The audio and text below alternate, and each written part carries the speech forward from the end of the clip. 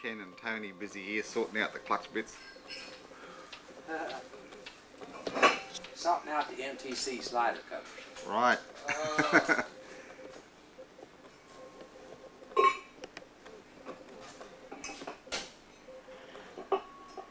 Oh, by the way, Leroy went a 118/60 foot. We went an 806, shifting from 3rd to 5th.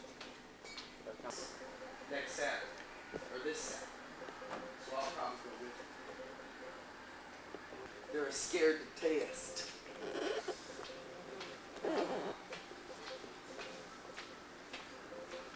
This bike runs carburetors and first stage nitrous. 780s at 188. 730. Should we go ahead and order timers? Bit of an accident here. Those take a little while.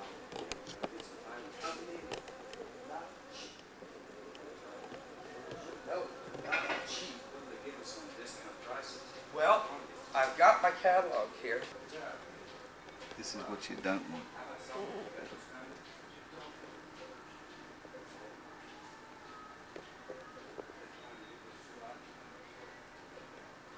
Nasty.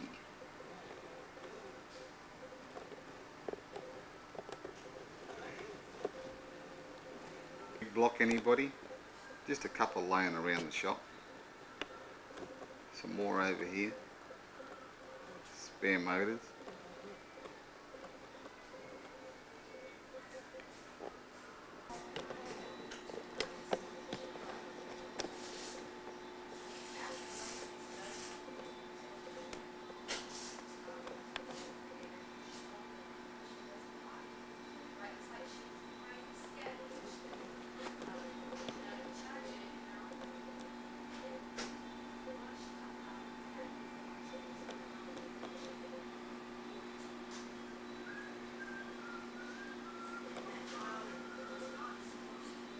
A little toy engine.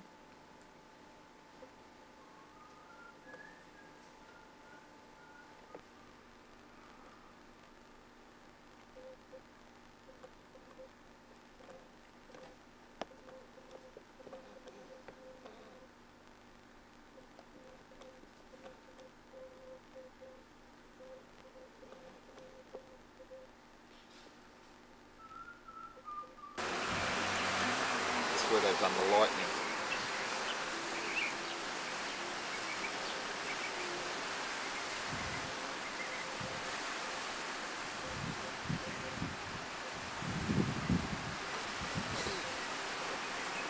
Down the sides. Even on the sides like that.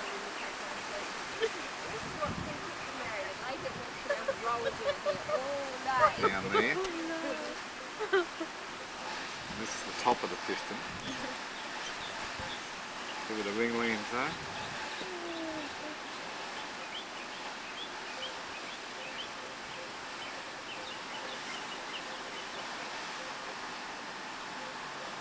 It's the top. This is the Ken cylinder head. 17:1 compression ratio. Very flat, reasonably flat top piston.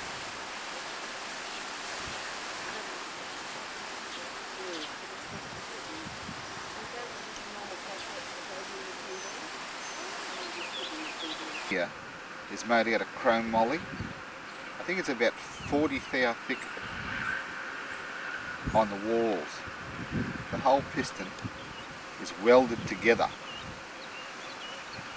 This is by Ken Tipton for a Harley Davidson when you couldn't get forged pistons. I'll get Ken to explain to us in a minute exactly how they did it and what they did. I mean, just think about this thing, the whole damn piston is welded together.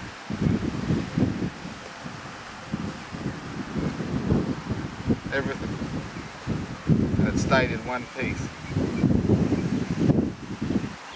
Unbelievable. The 800 series dyno. This is the where it's all controlled from. Through the glass here. Heat probes out of the exhaust system.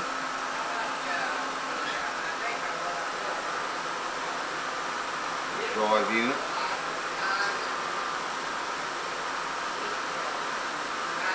Fuel tank. I think Ken said he wanted about 13 or 14,000 for this. Ignition system here, exhaust pipe out there. There's a really big fan just above me to keep things cool. Machine shop. Machines everywhere.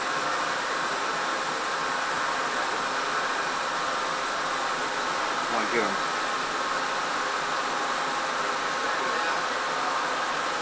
Doing something later, machining some pistons or something.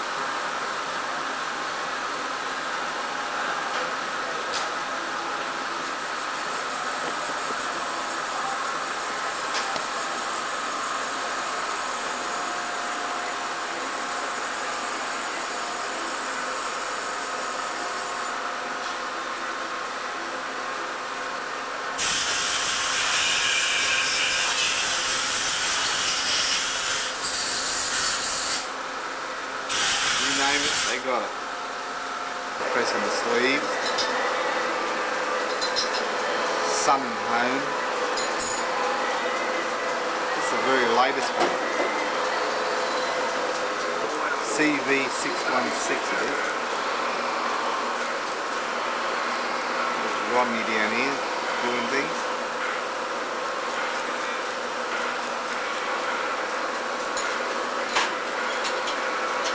Use a normal little boring bar, but the hone is what does the job. It just finishes it off. Quick way machines, you see the boring.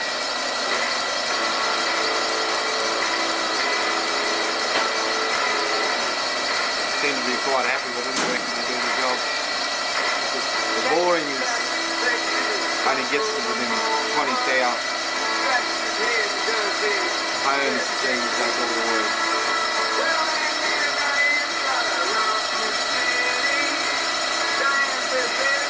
Around the floor here, as you can imagine.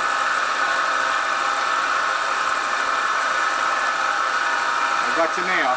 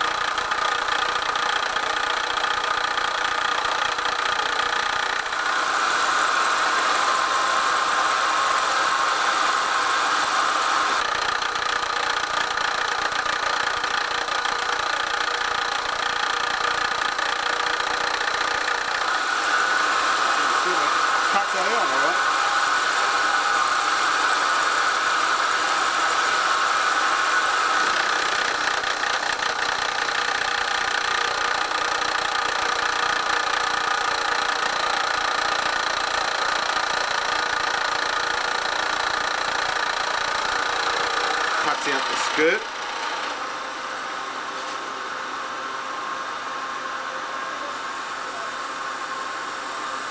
The domes down from the original forging. Just look at the size of alloy here, big strips that just cuts off.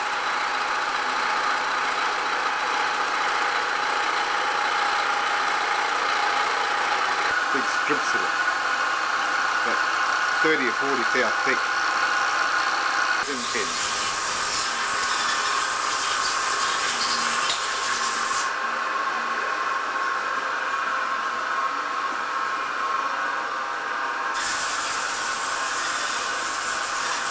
The nicer they are working, we get a better idea. Thing is a forged piston. Right. The only thing that was available was a sand cast piston. Oh. We bought sand cast pistons from a company out in California that made them, and they were extremely heavy and not very strong, wouldn't handle much nitro or compression. So I got the idea through a friend of mine, a metallurgist friend of mine there in Western Gear where I worked in those days, to build a piston out of steel that we could run with much closer tolerances than a cast piston. In those days we had to have 7, 8, 9 thousandths clearance on the skirt of a piston in a Harley-Davidson motor or it'd seize up. So in talking to Pete Nofath, a friend of mine at Metallurgist Western Gear, he said, why don't we make a composite piston? We'll machine up all the individual parts and then we'll furnace braze them together. So I said, well, that sounds like a good idea. So we sat down and we designed the piston. We made the skirt out of one piece, the pin bosses out of 2 pieces, the ringlands out of 1 piece, and the cap on the dome out of another piece. Then we put reinforced ribs inside, like the original Harley-Davidson had. And then these were subjected to like 2100 degrees. All these pieces were put together with a copper type flux material that was placed in between all the joints, and then the whole unit heated up to about 21 or 2200 degrees and it actually fused the parts together with this brazing process. It was something that was used back in World War II that we come up with. Anyway, during those days I ran the turning department of Western Gear, and I machined up all these parts. And Pete Nofath made a little fixture to hold them, and he furnace brazed them together. Then we went back and line bored the pinholes and honed the pinholes and a la piston. And the piston weighed about 30 to 40% less than the cast piston. So we had to rebalance the Harley-Davidson engine to handle the lightweight pistons made out of steel. That sounds funny, but a steel piston made out of 4140 material, all the pieces put together weighed 30% lighter than a cast piston. So we put these things in a motor and took it to Bonneville. I believe it was 1953 we took it to Bonneville. It had like 16-to-1 compression in the motor. It worked extremely well for one pass. At the other end, we found that we had developed a hole in one side of the valve pocket.